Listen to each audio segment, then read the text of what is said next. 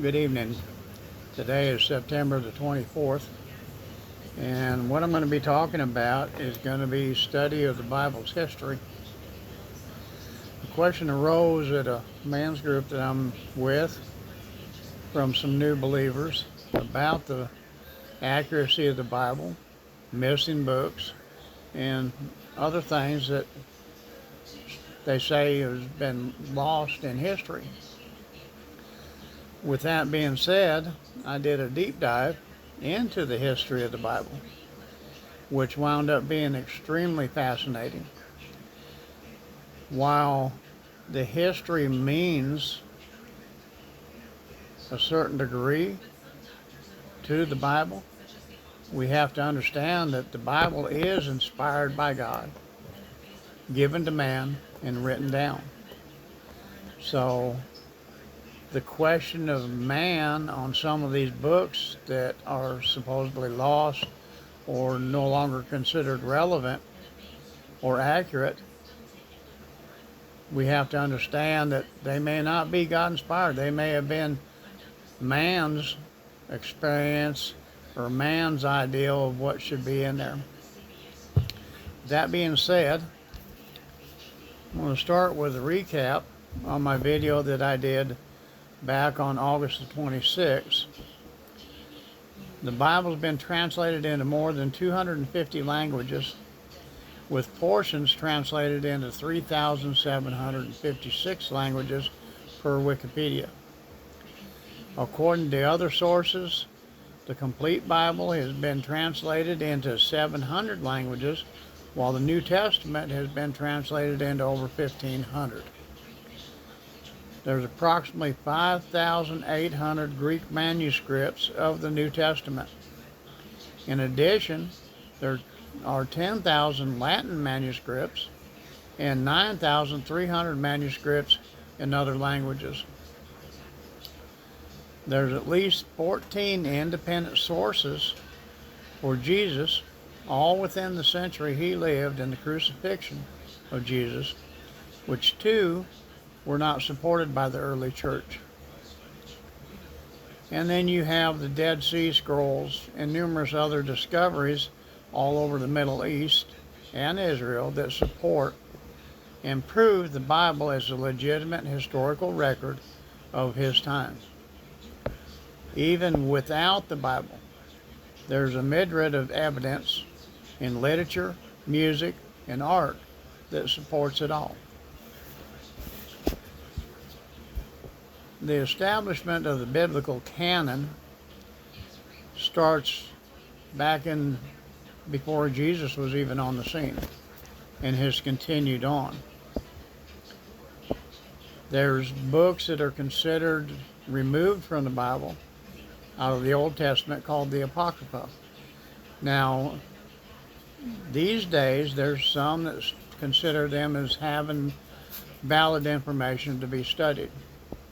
The Protestant Church, their Bible consists of 66 books, which is the Bible that most of us would use. The Catholic Church, depending on where it's at in the world, uses the 66 plus 12 others. Like I said, that number varies. According to where the church is at, it'll be 7 books. Okay. During the Protestant Reformation, the Apocrypha was rejected because they felt they lacked divine inspiration. Today, many Protestants see some of the Apocrypha as having good or having great historical value, while some are just too fanciful. Eastern Orthodox churches include another set of books referred to as the Pseudepigrapha, or false writings. Neither the Protestant or Catholic Church accept these books as inspired. And then you have the Septuagint, which is a Greek version of the Hebrew Bible, Old Testament, including the Apocrypha, made for Greek-speaking Jews in about 3 to 2 BC. So, moving on, we have the process that they used determining which books belonged to the sacred scriptures occurred gradually over centuries.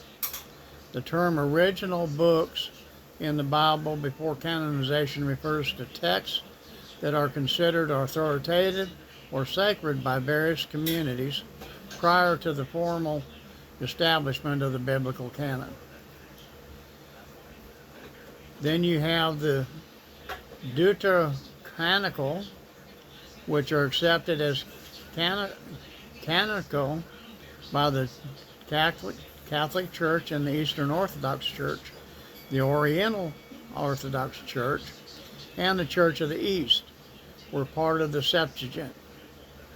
The earliest extant Greek translations of the Hebrew Bible were widely used in early Christian communities.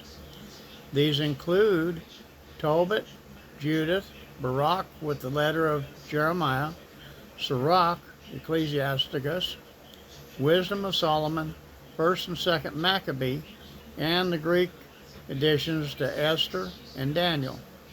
These books were composed between approximately 300 BC to 55 AD, with some originally written in Hebrew, Aramaic, and Greek.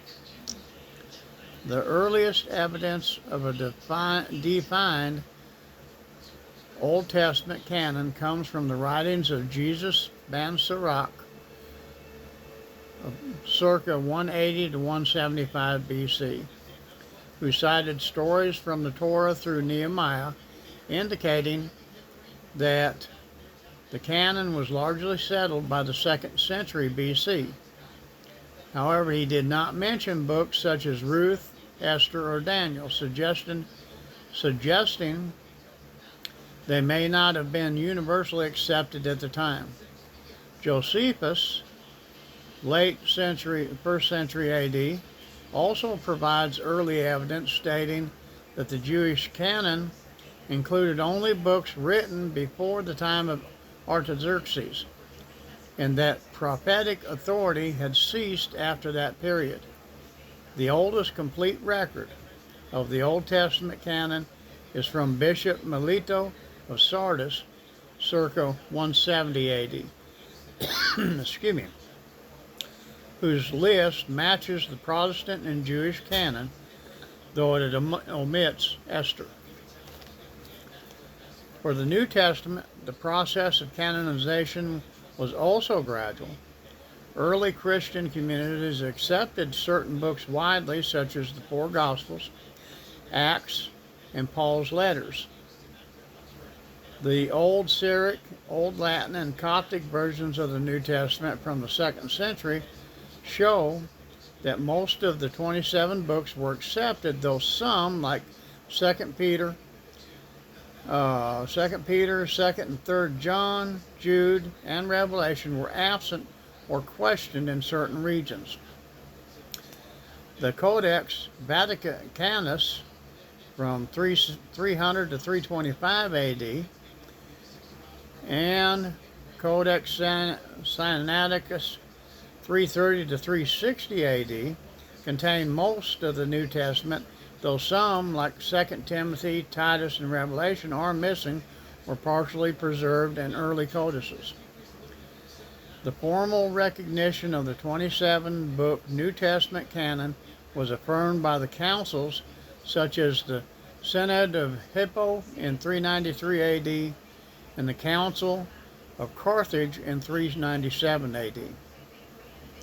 Thus, the books originally considered part of the Bible before formal canonization include the Deuterocanonicals, the books of the Hebrew Bible as recognized by early Jewish and Christian communities, and the core New Testament writings that are widely circulated and accepted in the 2nd century, even before the first inclusion in the official canon. So I'm going to quit with that. Like I say, my pastor, that he's the one that really opened this up for me.